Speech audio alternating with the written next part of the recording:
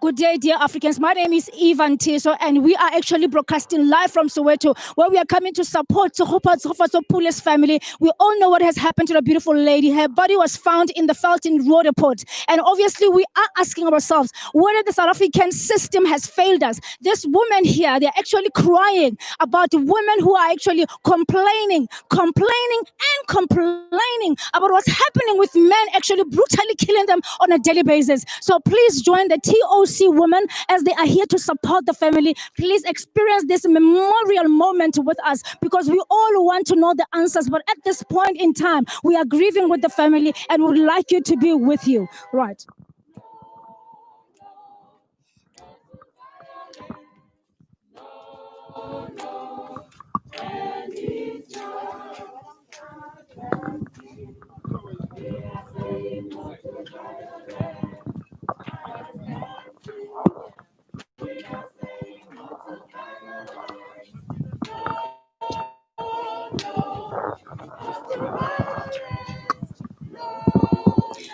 So beautiful Africans, please stay with us. We are now going inside to try and see the family. And obviously we know that yesterday it was a funeral. Everybody is still grieving and would like to find out if they are comfortable in their space now. We don't want to actually dwell much into the subject because we all know that everybody is still mourning. But at this time, I just want you to still stay tuned and just experience this moment. I know it's very sad for a whole lot of us out there. Many South African women, many girls out there are crying. But at this point in time, please follow me.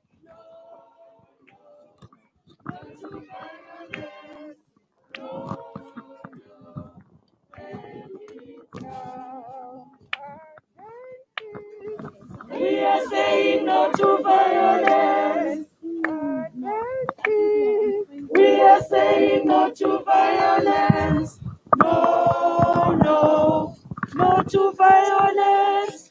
No, no, end it now.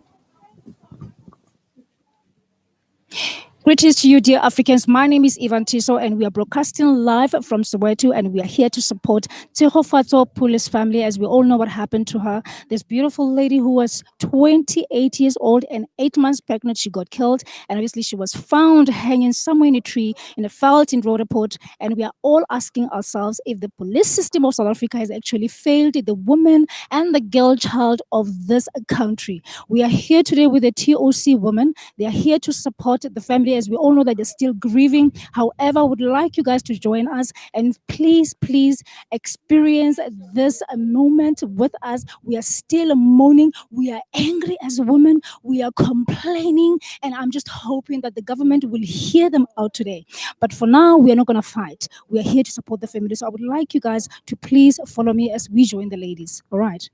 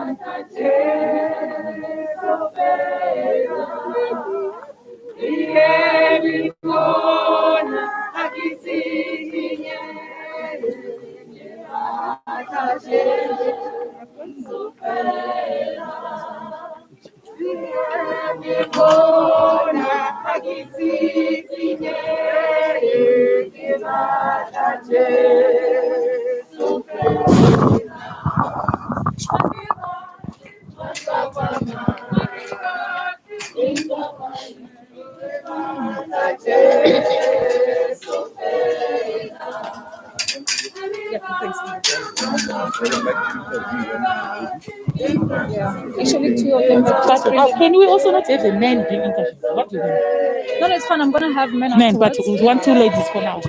All right. Beautiful Africans, I'm standing here with Palisa Maluleka, and obviously she's one of the women who are here to support the family at Tshegofatso. Palisa, how are you, Sisi? Fine, and you? I am so good, and I know at the same time we are not good. I know that you guys are here to actually support the family at Tshegofatso. I just want to find out, especially with the women who are listening back at home, how do you feel about what happened to Tshegofatso as a young lady as well? Oh, I'm in shock. I'm angry. I'm appalled. But at the same time, I'm saying it's time for the men to stand up. I think the ball is in their court. If the men can unite and make a decision that let's groom the boys, it starts with the boys. Groom the boy child, groom the man child, teach them about the value of a woman. I think it starts there. Yes. You know, it is so sad when you actually follow the stories at Tshegofatso, finding out that the family actually reported the matter earlier this month, and only to find out days later her body is lying on the tree. And the police system, we were told that one of the police officers said we can only start looking for her after 48 hours.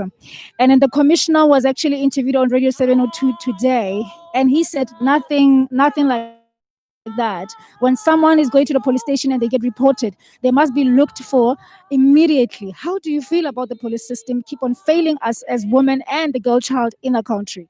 We need to go back to the basics. 48 hours is a long time. In South Africa, with our history of gender-based violence, we can't afford to wait for 48 hours. Even if it's an hour, you know your child, my child is gone for 1 hour. You need to worry, especially if it's a girl child. So I'm disappointed in us. And even our judiciary, even if he gets arrested, whoever he is, will he get prosecuted properly? Will he get the correct sentence? That's where we are cheated again. When they get to the courts, they are given 5 years, 10 years for such a heinous crime. So we need to change even the judicial system. It's messed up. Yes. Well, we really applaud people like you with the rest of the women who are here to give support. So we're going to allow you to go inside because we know that the family is still grieving. And we are really grateful that you actually took time to come and support Tshegofatso's family, Mama. Thank you very much. Well, beautiful Africans, we still continue to interview more people. Obviously, we just want to hear how they're feeling right now because we know that our hearts are not in a good space right now. We are having a lot of questions inside our minds, and that's what we want to find out. After this, ceremony, we're still going to go out there as media and trying to find out answers because we've got so many questions. So right now, I'm just going to call on another lady who's going to speak to me to find out ukuthi bona ke bafila kanjani as women of South Africa.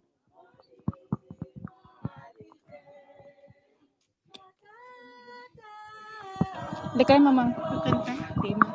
Okay, let me see mama.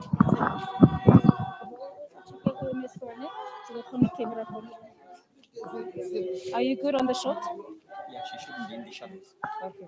Oh, okay. Yes, come closer. Yeah, you shouldn't be in the shadows actually. No, you can come. Yes, yeah. To avoid the shadows. So, ladies and gentlemen, ke na le mama Tshegofatso.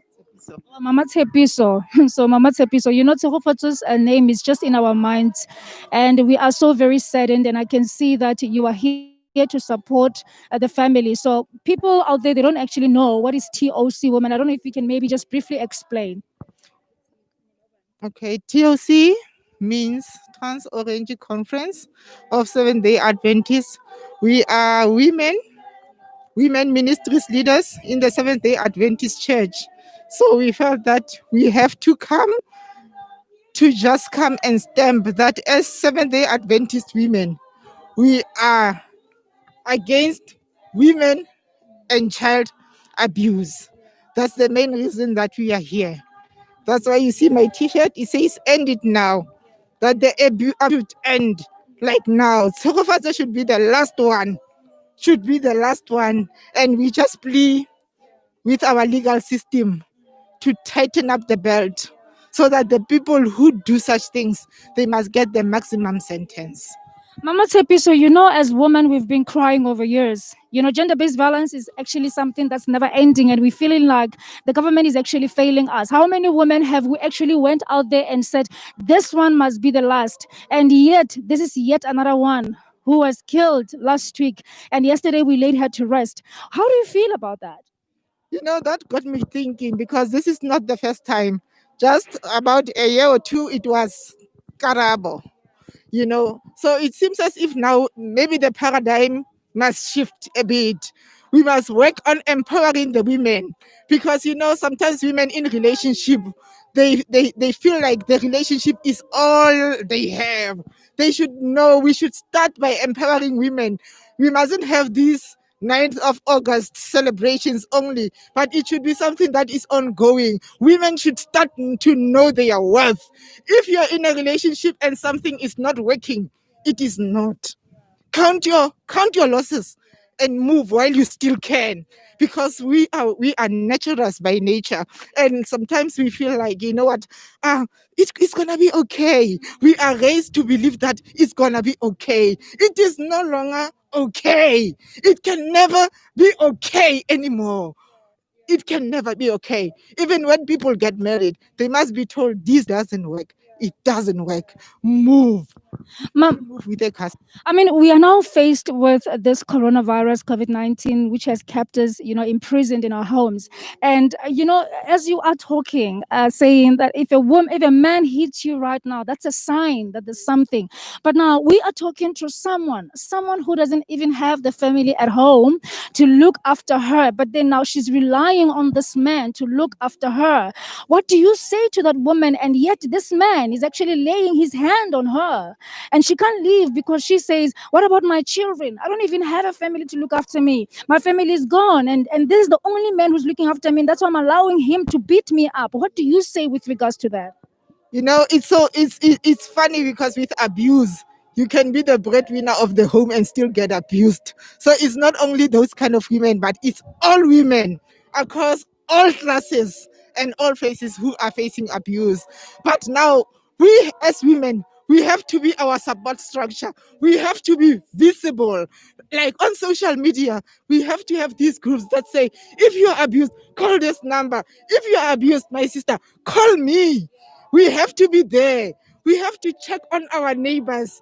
We can't just be seeing people smiling and say hello, ask how are you. We must have personal interest in our people.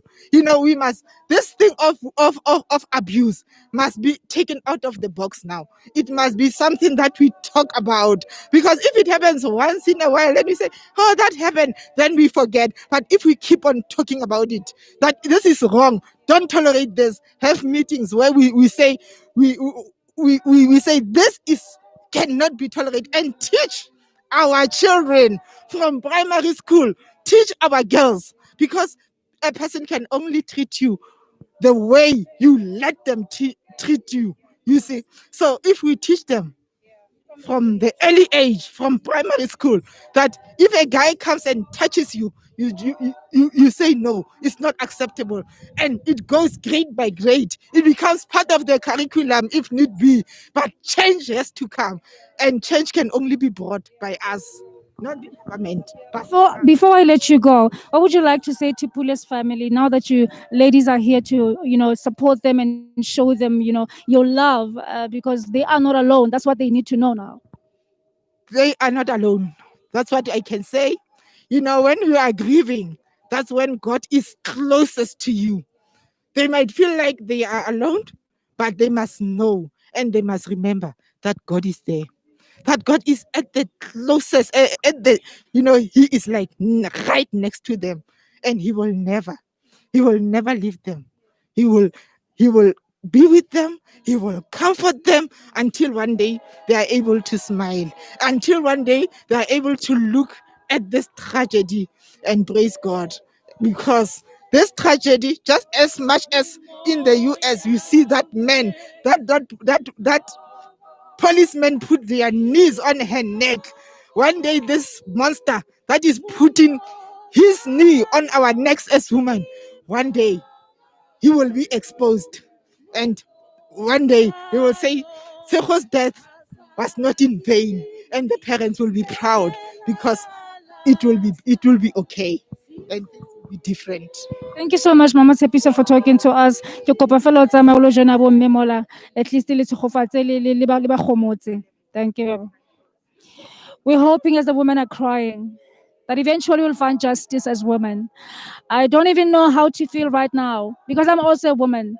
I know that I've been abused as well as I speak to you right now. I just feel like the world, we don't know if we deserve to be here or not.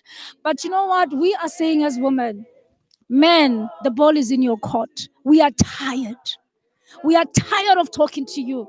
You are the heads, and we will say we are the next. How are you supposed to take care of us? The ball is in your court. I'm going to talk to a man and see how another man feels.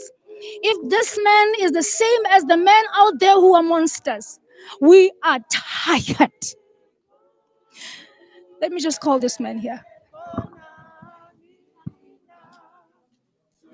Oh. Yeah, Ricky Bolena Pelekita Bolena afterwards, no?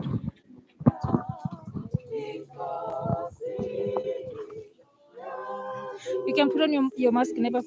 Yeah, it's fine. It's quite small. It's quite. Okay, let me put on mine. It's fine. It's fine. Okafana tomo shady, ne? And it's a tilosha.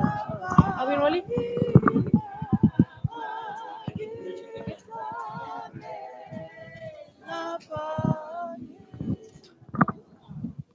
Ladies and gents, I have called a man, and I'm gonna call you a man because I feel like you are responsible, and I call you a man because I respect you. I call you a man because God made you a man. And as I'm standing right here, I'm representing many women who are out there, and just like these women who are here, trying to represent us and the girl child. How do you feel about what happened to Tshegofatso as a man? I feel like we as men, or myself as a man, are hiding behind a lot of excuses. When we are with our friends and we talk about violence and stuff that we men do generally that are terrible to women, we always find a way to excuse their dying as if it's nothing. And we always seem to find reasons. And for example, I've spoken to a couple of people that I've been engaging with, some of them on Twitter and on social media. And when someone would get killed, when a woman would get killed, they would say, no, there's no man who can just kill a woman in jail. It's probably because she did something. And many of us as men, and I don't know how many men out there, but I'm sure that a majority of men out there tend to find or to seek excuses why their friends or their male friends or us as men do such things to women. And I'm here to say there's absolutely no excuse for that.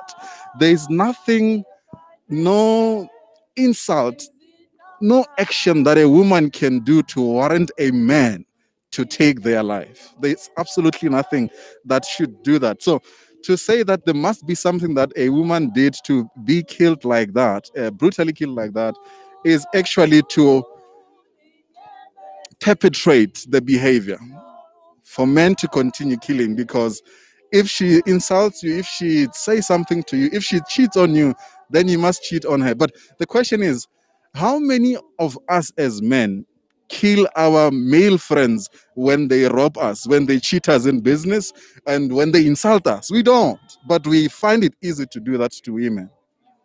And it's so funny, talking about cheating. I can tell you from the woman's perspective point of view, all right? When I love, I love. And many women out there can attest to what I'm saying. When I love, I love.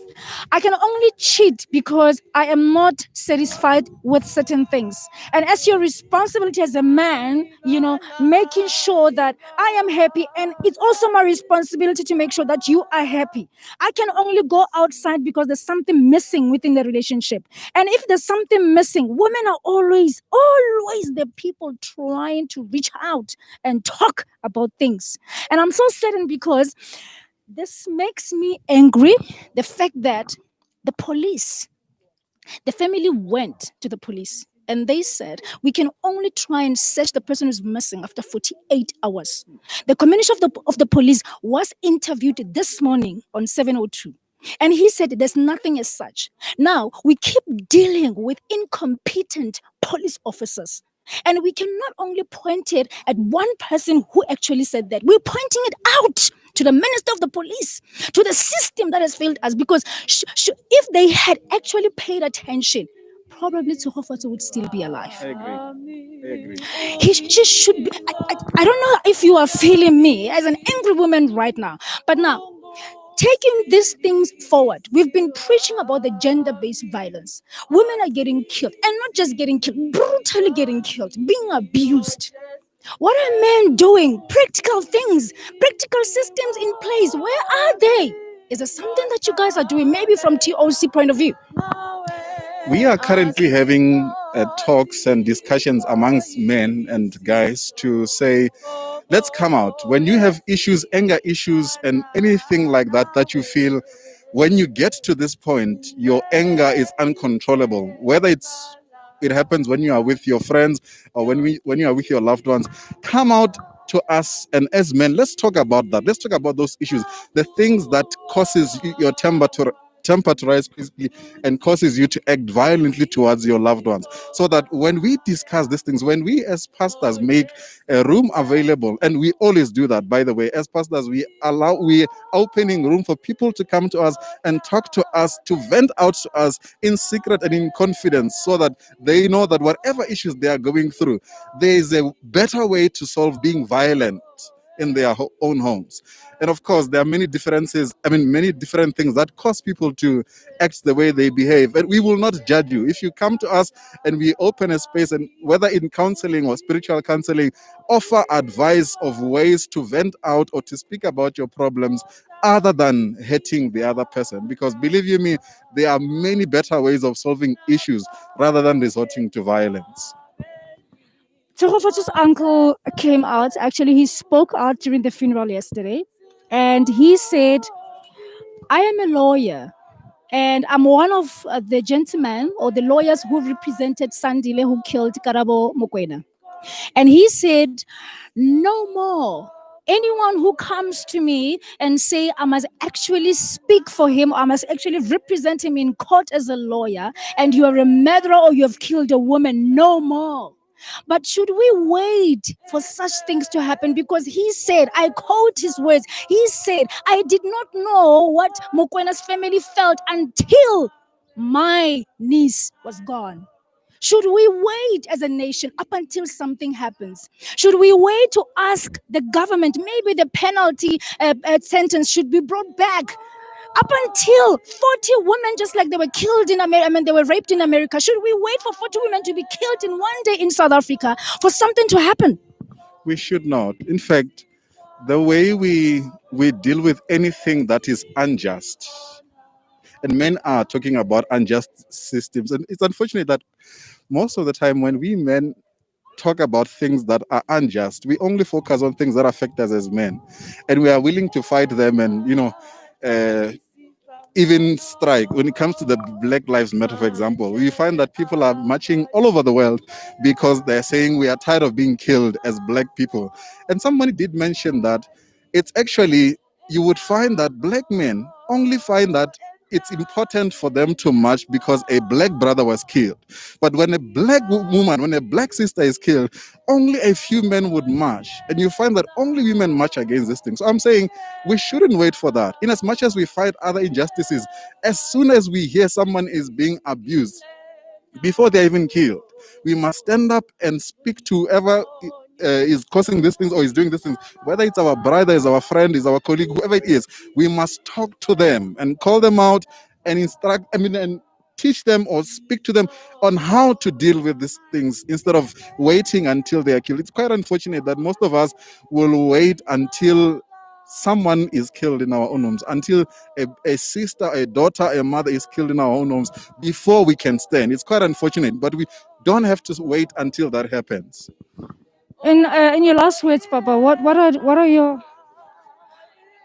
your words of comfort to the whole entire family? Right now, the family is grieving, and I think the whole entire South Africa, we are all grieving. We are all mourning Tshegofatso Pule's life. I mean, she was only 28, and she was 8 months pregnant when we hear from the news. That child, possibly, maybe, oh, I don't know. That was maybe our next president. But then, his or her life, that little baby, was taken too soon. Even Tshegofatso, at the age of 28, maybe she was going to be something in life, something for her family. We don't know. But her life, unfortunately, was taken too soon. What would you like to say to their family? I'm quite speechless. When I heard the story and when I followed it up, I didn't know what to say. I didn't know what I would say.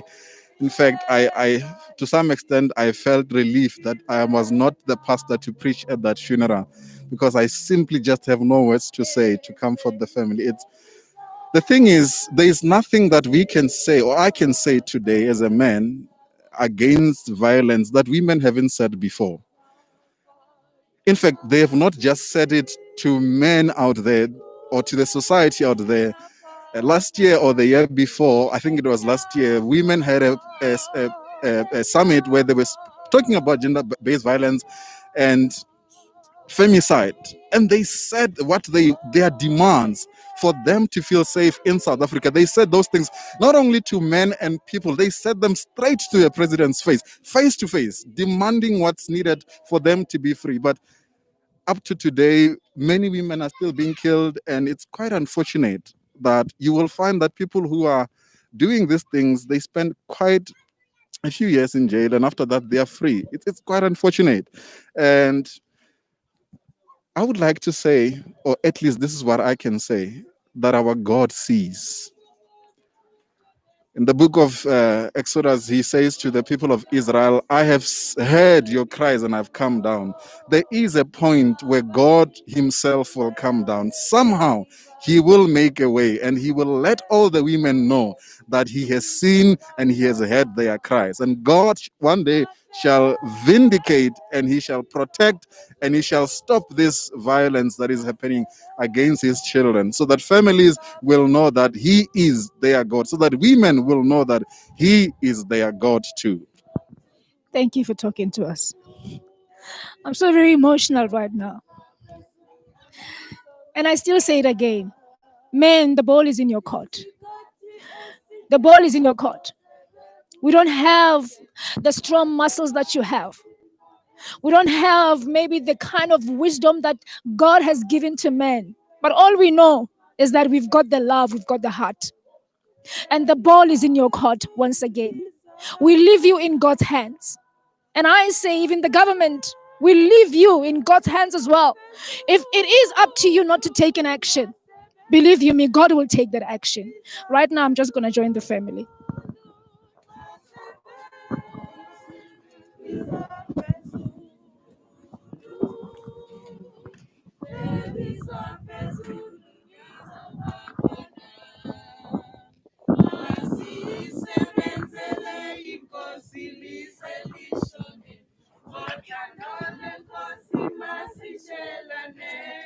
You have to interview him.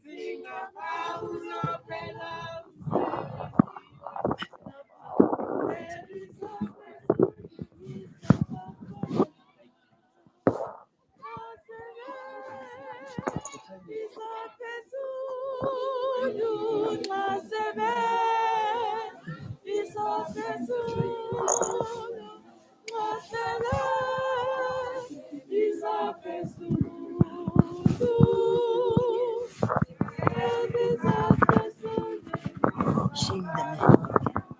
Shame on you, man. Shame on you.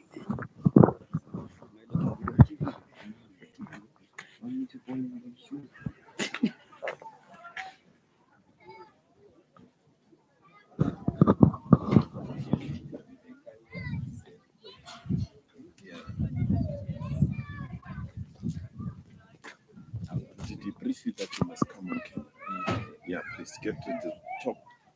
Represent us. Okay, sir. Yes, represent us and give it. Man, You just do my notes.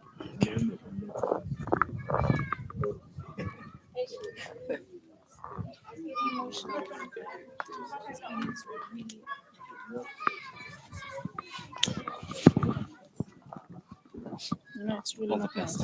Yeah. My mask. One of us has to put on it.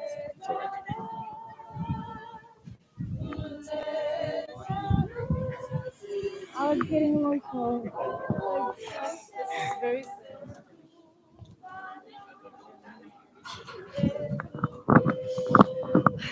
Okay. We're not with that. Not even here, language. I'm confident on this. Are you rolling? Mr. Tim, are we good with the sound? Are we good with the sound? All right, good. The man as well. Wait. Yeah, that's what he had said. That's why I just wanted to question. Beautiful Africans, I have yet another man Beautiful Africans, I have yet another man standing next to me. His name is Brian, and he wants to talk to me as well. Brian, I think you've seen me talking to a gentleman who is also a pastor, and I am so very grateful that, at this point in time, we need as much support as we can. The family needs as much support as they can have, from us as Africans, from both men and women. And you are here as a man. And at this time, I feel like I can just grab every man and I don't know, strangle their necks, but I know at the same time that not all men are the same. Are you different? I would love to believe I'm different in, in comparison to that nature. My apologies for taking the mask. I need to send out this message to each and every man that is listening out there, and every woman that is rather listening out there as well. We have rather shamed the nature and the being of simply being man as man. For as a man, his responsibility is rather to protect, to cover, and to shelter the weak and the meek, non more sorry as women. We are meant to be that sanctuary, that hiding place for them females. But sadly, we've actually gone into a dark time, a dark era, where men have become predators unto the very even prey they're actually supposed to be taken care of.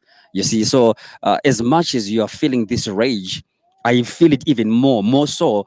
It's being done by my very own gender. It literally it tips me over the edge. I literally lose it.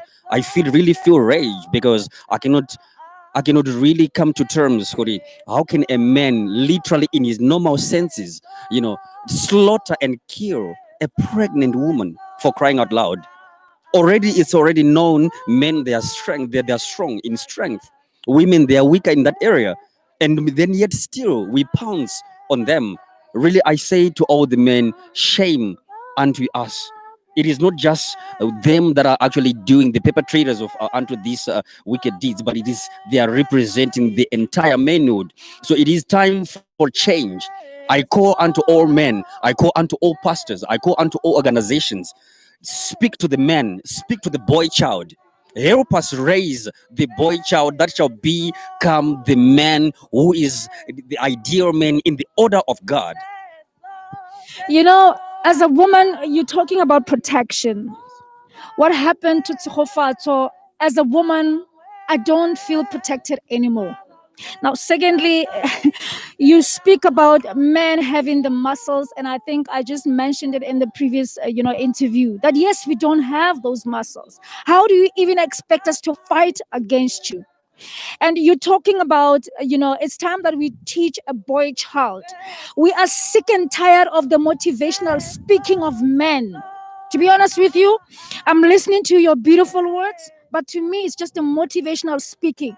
I want practicality of, your words. Put them into practice. What are you saying to the government?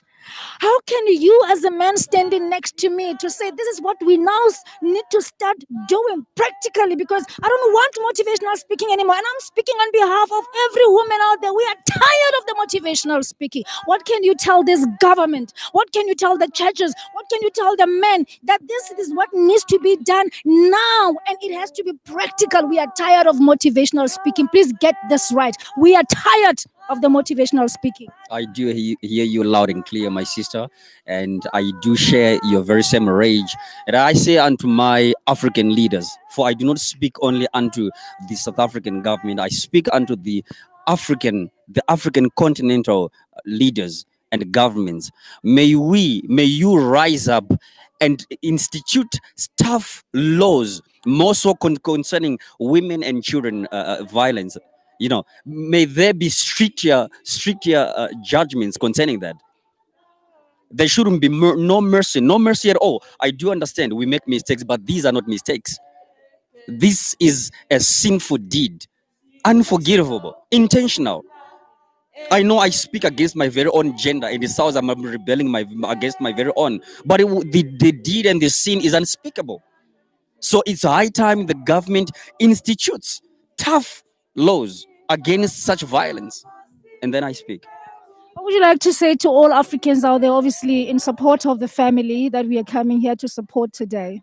Right, and to all men and the women all over the world, I do believe we are broadcasting globally right now. And I would love to say to everybody, thank you so much. It is only godly for you to be feeling, and for you to be actually holding this memorial service for the family that has actually been bereaved by such a funeral. So thank you and God bless you.